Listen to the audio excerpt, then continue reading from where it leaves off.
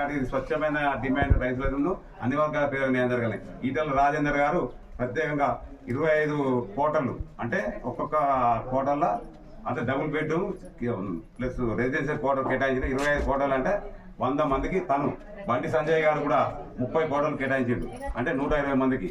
ముఖ్యంగా బలరాం నాయక్ గారు ఎస్టీ, తను 30 కోటలు కేటాయించారు. తర్వాత కడియం కావ్య గారు ఎస్సీ, ఆమె 25 కోటలు కేటాయించారు. ముఖ్యంగా మాకు సహకరించింది దళిత గిరిజన బరుగు బలైన వర్గాలకు సహకరించింది తప్ప మా ఓసీలో ఉద్యమైన ఓసీ సహకరించలేదు.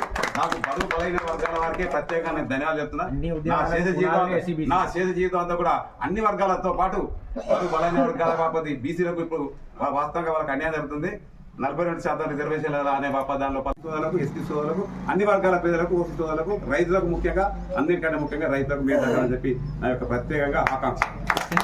జాతీయ స్థాయిగా ఉద్యమం చేసి మన వన్నారానికి ఇచ్చేసిన సందర్భంగా ఆయన అనేక రకాలుగా మన గ్రామానికి సంబంధించిన వ్యక్తి కాబట్టి ఆయన ఢిల్లీ నడుమోటు మీద రైతులకు సంబంధించి గిట్టుబాటు ధర కావచ్చు, అలాగే రైతులకు ఇన్సూరెన్స్ విషయంలో కావచ్చు, గవర్నమెంట్ ఏంటంటే ఈ మధ్యన మనకు చూస్తున్నాం 60 సంవత్సరాలకే ఎలాంటి పథకానికైనా రద్దును అర్హత లేకుండా చేసేటువంటి పరిస్థితి కాబట్టి ఆయన కూడా ఒక ప్రధానమైన డిమాండ్ ఏంటంటే 70 సంవత్సరాలకు కూడా దాన్ని పెంచాలని ఒక ప్రధాన డిమాండ్ తోటి మరి అదేవిధంగా అన్ని బీసీలు, ఎస్సీలు అన్ని కులాలకు క్రిమిలేయర్ పద్ధతిలో రిజర్వేషన్ తీసుకురావాలని